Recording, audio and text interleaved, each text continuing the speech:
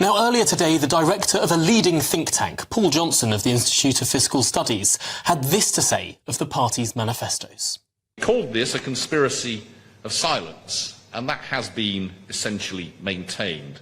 Regardless of who takes office following the general election, they might get lucky, but unless they get lucky, soon face a stark choice. Raise taxes by more than they've told us in their manifesto, or implement cuts to some areas of spending, or break their fiscal rules and allow debt to rise for longer. That is, to use that horrible word, the trilemma. Well, who better to ask about precisely this than the Shadow Paymaster General, Jonathan Ashworth, who joins me live. Jonathan, which is it? According to the IFS, you'll have to raise taxes, cut spending, or break your rule on debt. Or grow the economy. I understand why people are sceptical, given we've had paltry growth these last 14 years under the Conservatives. But we believe that we can introduce measures that can get the economy motoring. Planning reform, so we can build again in this country.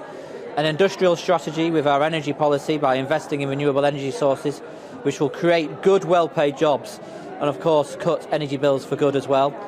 We've got a skills and apprenticeships policy and a welfare reform and employment policy.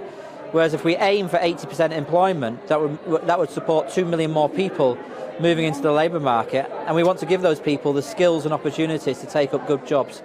So we believe we can grow the economy, and by growing the economy, of course, you improve the state of the public finances.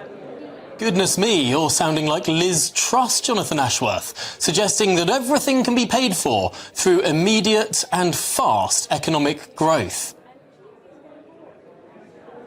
No, actually, we're very honest. We believe that not everything can be paid for. That's why we've made very tough decisions in this campaign, where we've had to say there are certain things which we're not able to fund, but where we have made spending commitments in this campaign, we've outlined where the money, every penny piece, will come from. We are, for example, going to take that very tough decision to levy VAT on private school fees and use that money to invest in state schools, recruit more specialist teachers, 6,500 Yeah, we've heard the tax rises that you're planning in your manifesto, and they do, if we're to believe your arithmetic, fund the pledges in your manifesto. But let's look at things that aren't in your manifesto. For example, a new settlement with junior doctors. You say you want to settle the junior doctor pay dispute. Are you going to do that for free, or are you going to find more money for that? And if you find more money for that, where on earth it's going to come from? Well, the junior doctor dispute is, well, we're not going to pay the 35%. That's unrealistic.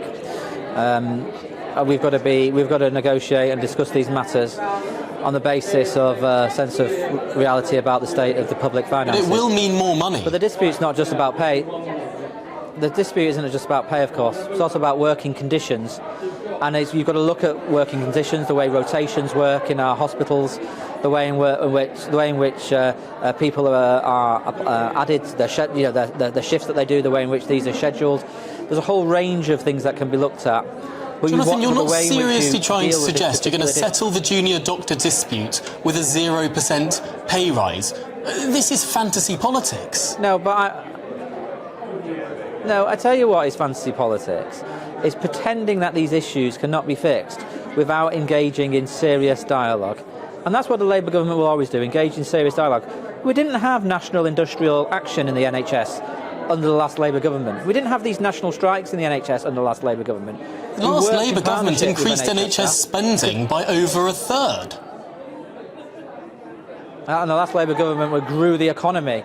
And if this government had grown the economy at the same rate the last Labour government grew the economy, there would have been billions of pounds more for public expenditure and our public services. Are you suggesting that if the Labour Party were in charge, if the Labour Party were in charge since 2010, we'd have not only been the third fastest growing country in the G7, we'd have grown materially faster than just about any other developed country in the world? I mean, you know as well as I that since 2007, 2008, all European economies have had sluggish growth. Most developed economies around the world have had a productivity problem and sluggish growth. The UK wouldn't be a standout different player with a different government, would it? Of course it would have been, because we would have had a plan for growth. We would have had a plan for raising productivity. The Conservatives have given up on growth and have accepted that paltry growth, anemic growth, is historical is just the way it is. revisionism. When Gordon Brown announced his final budget in 2009-2010, it was described as an austerity budget. All parties went into the 2010 election promising, and you stood in this election, promising spending cuts. There wouldn't have been a jot of difference between how Gordon Brown would have handled the financial crisis or how the coalition did. Huge difference. There was huge difference. We had a plan for growth in 2010, which George Osborne promising cuts. cut back on.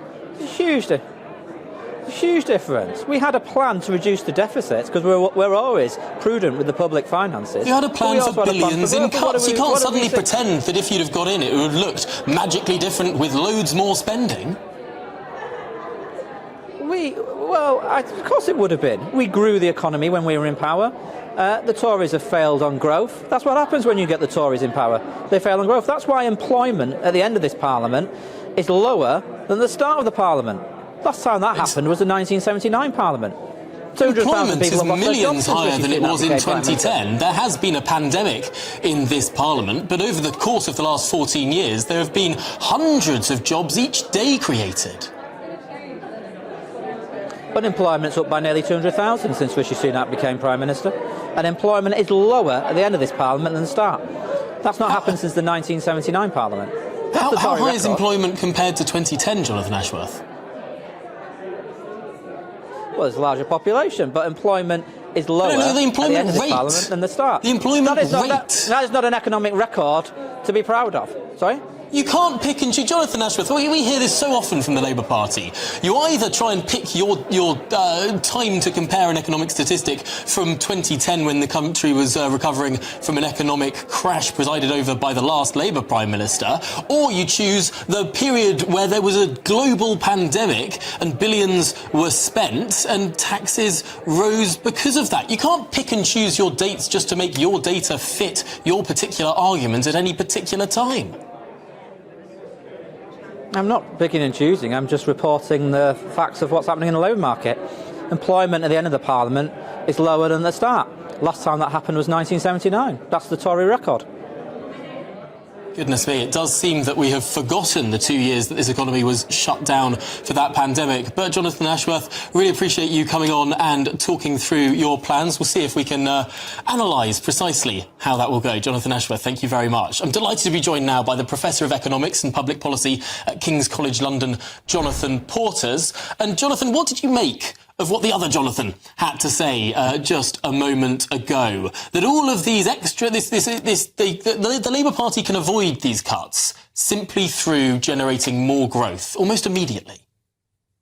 Well, I think that is implausible. I mean, as you implied, it is unrealistic to imagine that either party is going to increase NHS spending, whether that's on junior doctors' pay or repairing crumbling hospitals or keeping up with technological progress at the rate that they've set out in their spending plans. So we know that we will end up spending considerably more money on the NHS in the next Parliament, even just to stand still, let alone to improve things, compared to what either party is planning. So the question is, well, will that money be found through growth? Let's hope so. And certainly the particular issues that Jonathan Ashworth identified about how you might generate growth, planning, reform, increased investment, most people would agree about that. But it's difficult, it takes time, and you do need to have a plan to what you're going to do in the meantime. And if growth, for whatever reason, whether because your plans run into the sand or because of geopolitical events or whatever, doesn't deliver. So the fact that Labour in particular, the Tories as well, of course, but Labour in particular, have promised not to put up the major rates of tax does seem, frankly, like boxing themselves in a way which could prove to be very painful for both for them and the country as a whole over time. Goodness me, politicians not being honest. What's next? Is the Pope a Catholic? But I suppose I want to show you what Rishi Sunak had to say defending his plans. He says that actually a lot of savings can be found. Let's have a listen. A fully costed manifesto which can deliver tax cuts for people at every stage in their lives, and that is largely funded by making sure that we can find some savings in the growth of the welfare budget. Now, it's true that the welfare budget has been growing by quite a large degree especially since COVID. Rishi Sunak suggests that billions in savings can be found by simply reducing that growth rate. Is that true?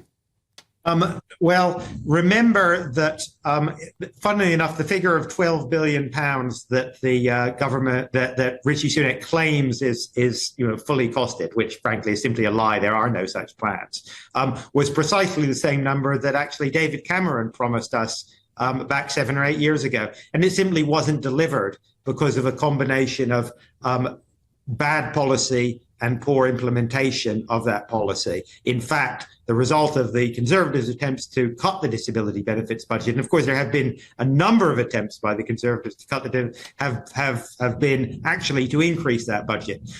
So I wouldn't place much faith in that. I think it is reasonable to say that Labour, if they win, will need to do something to contain the growth in the budget on disability benefits. And they've made some, what there is in their manifesto is actually along the right lines, but it's painfully short of detail and indeed of the resources necessary that you need in terms of mental health support, work, career advice, all the sort of things that we know might over time work. And again, as you've said quite correctly, these things do not deliver overnight.